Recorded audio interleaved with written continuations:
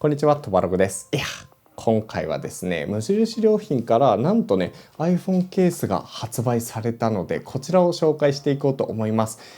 無印良品から iPhone のケースが出るのっていうのもね、衝撃的なんですけど、一番驚きなのがやっぱ690円っていう価格ですね。これ最近5000円くらいでこのレベル出てないっていう感じだったので、割とそこが衝撃的なのと、あとカラー展開もすごく好みな印象だったので、今回はこちらについて実際にね装着してみた感想、ファーストインプレッションなんですけど紹介していこうと思います。それでは早速いってみましょう。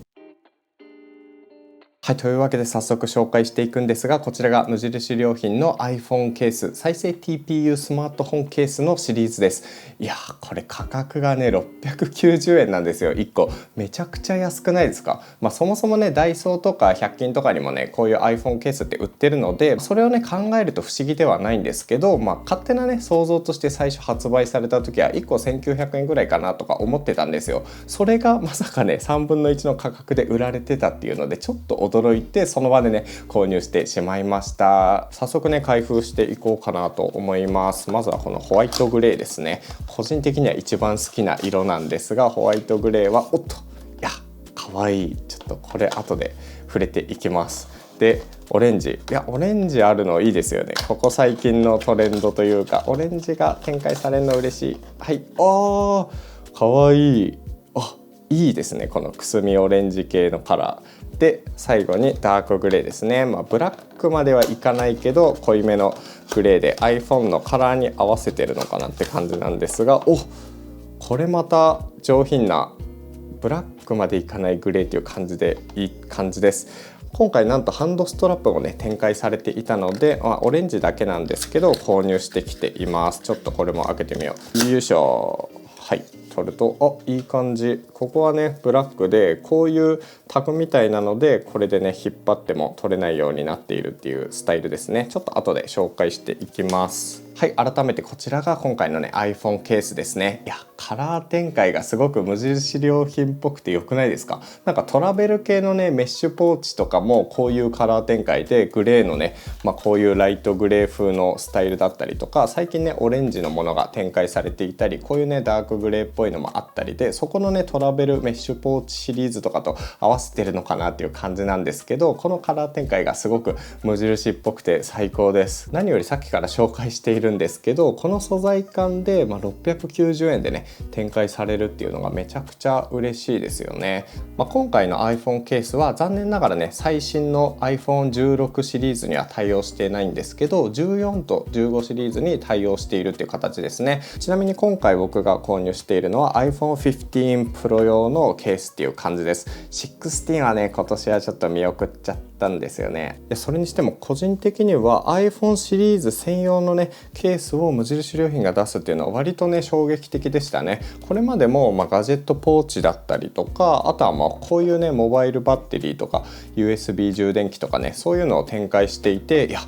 ガジェットもなんか市民権得てきたなみたいな感じだったんですけど、本当に他社のブランドというかプロダクトの名前が入っている周辺機器をね無印良品が出すっていうのが今回初めてなのかな。これまでもあったのかもしれないんですけど、そこが割と衝撃的という形です。何はともあれね、ユーザーとしては低価格でこのね可愛らしいカラー、そしてこの柔らかいね素材感、これが690円で購入できるっていうのは結構ありがたいと思うので、そこはね嬉しいポイントですね。じゃあ早速どんな感じかちょっとお見せしていこうと思います。まずはこちらのホワイトグレーですね。ホワイトグレーは個人的には本当に一番好きな色で、この真っ白でもなくてグレーでもない、この超ライトグレーみたいなところがねすごく好みなんですが、このね天板の色と同じようなカラーとなっています。ちょっとじっくりお見せしていくんですけど、割とやっぱね価格の割には本当に無印良品が全世界的に出しているというところで、この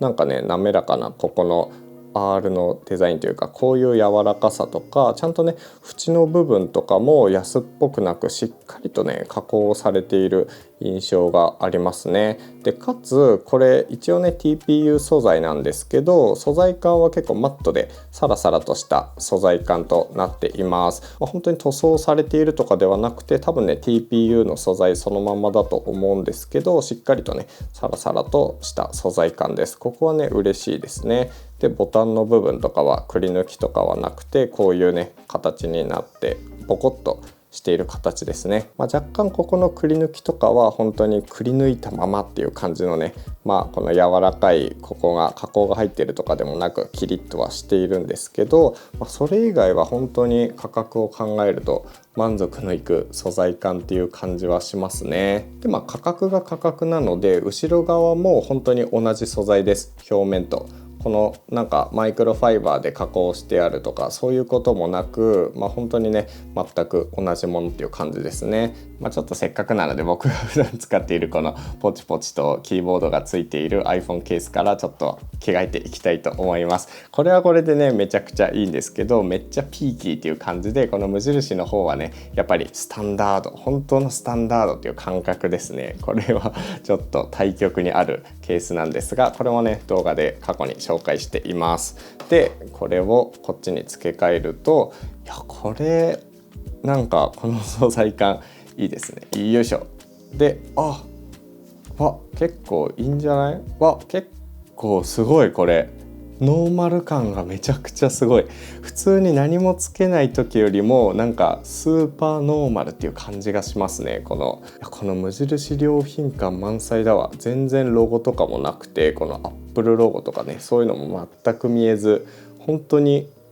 こう手に持った時のこの素材感というか、そんなね滑るとかもなく、本当にこの状態なのがすごく心地いい気がします。めっちゃミニマルですね。ちょっと壁紙をねこっちのスマホに合わせてたので変えてみたんですが、これ例えばナチュラルな風合いの壁紙にするとめちゃくちゃ合いますね。この風合い本当に自然派な感じがします。でこれを表面にするとこういう感じで使うのがすごく可愛らしいのかなっていうところですかね。ちなみに今日のコーディネートもこの iPhone ケースと合わせてみたんですけど、こういうライトグレーシリーズでこうやって持ち合わせるのがすごくいい感じです。せっかくなので他のケースも付け替えていきたいんですが、よいしょ。結構気になるのとかだとやっぱオレンジの色がどういう感じなのかっていうの気になると思うんですよ。ちょっとねこちらも素材感はホワイトグレーと全く一緒なんですが、最初僕が見た時はレザーっぽいようなもっと茶色っぽいイメージかなと思ったんですよね。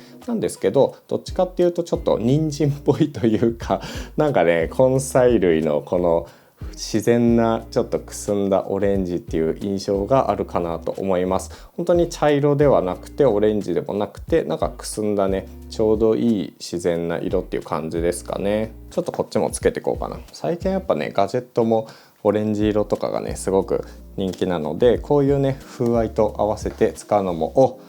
かわいい。レザーっぽい雰囲気になりつつも、こんな感じで柔らかいねオレンジっていうところで本当にすごくいい雰囲気ですね。日本人が好きなオレンジというか、昔 au からメディアスキンっていう携帯が出てたんですけど、本当にその風合いというか色味に近いような感覚ですかね。ちょっと前に紹介した CMF フォン1っていうやつも同じようにねオレンジ系の系統なんですけど、こうやって並べると全然色の方向性が違いますね。どっちがいいとかではなくて本当に方向性の違いみたいなところなんですけど、こっちは手肉っぽいような感じの色で、こっちはね人参みたいな色合いかなと思います。でダークグレーですね。ダークグレーも本当に真っ黒とかではなくて、最近の iPhone シリーズの傾向同様にね真っ黒ではない、グレーでもないちょっと濃いめのこういう色っていう印象ですかね。この辺は、ちょっとねホワイトのこのホワイトチタニウムに装着するのはちょっとあれなんですけど、こういう感じですごくこれはこれでベーシックで、すっきりとした印象になるかなと思います。濃いめの iPhone の筐体を使っている人とかだとこのケースすごく合うんじゃないかなと思います。やっぱホワイトグレーめちゃくちゃいいですよね。秋冬だとこれもいいんですけど、通年を通すってなるとこれをこう合わせて、こんな感じのね同じような系統の色のガジェットとかとまとめてこうやって持ち歩く、カバンの中身でこうやってね写真を撮ったとしてもすごくいい感じの馴染み具合をするんじゃないかなって感じです。ちょっとねケース自体の重さも測ってみるんですが、ケース自体はぴったり 30g ですね。めちゃくちゃ重いってわけでもなく、すごく軽いっていうほどでもない感じになっています。ちなみにねマグセーフとかがついているわけではないので、マグセーフ対応のモフトとかね、背中にパチッと貼り付けるようなタイプのアクセサリーはちょっと使いづらいんじゃないかなと思います。一応手元にねマグセーフ用の充電器もあるんで、それをつけてみるんですが、意外とすごいずれ落ちるとかではないけど、一応くっつく、ここにシャクッとくっつく感じでありますね。ぶら下げたりはできないけど一応くっつきます。でちゃんとね充電もしてくれていますね。充電もちゃんとしてくれてるので、充電用途であればこういう風にねマグセーフ使うのは問題ないと思うんですが、例えば車載のマウントとかで付けたいとかになるとちょっと難しいところはあるのかなっていう感じがします。このねストラップに関しても結構デザインの雰囲気かわいい。ここの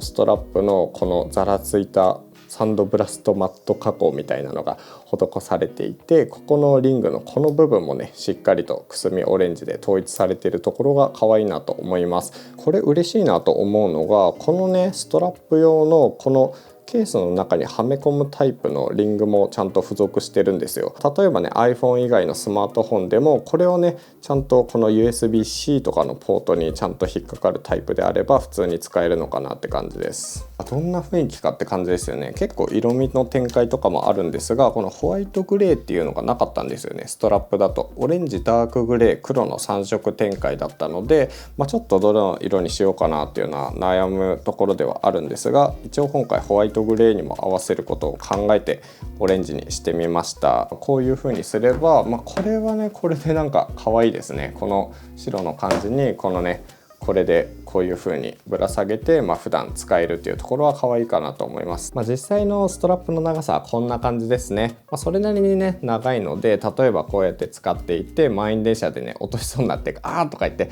電車の中で落とす心配もなくなるし、あとはちょっとした時子供一瞬抱きかかえなきゃいけない時とかはこういう風にして子供をね抱っこしたりもできるので、ハンドストラップはねこういう風に持っておくとすごく便利なのかなと思います。で一応ねこのカラビナの部分もしっかりと回転してくれるタイプになっていて、この紐のところも割とね太さがあるんですよ。なのですごく締め付けが痛いとかそういうこともなく使いやすいのかなって感じです。トポロジーのストラップとかと同じぐらいの太さっていう感じですかね。この辺はちょっとオレンジにもつけてみます。オレンジにもつけるとよいしょ、やっぱいいですね。この統一感、すごく統一感があって気持ちいいわこれ。こんな感じでタグの部分はね黒いんですが、それ以外のこのね素材の方向性が近いんですよね。ここの色とここのサラサラ感と塗装の具合とかが結構近いので、一体感がかなり生まれる印象があります。こういうねトポロジーの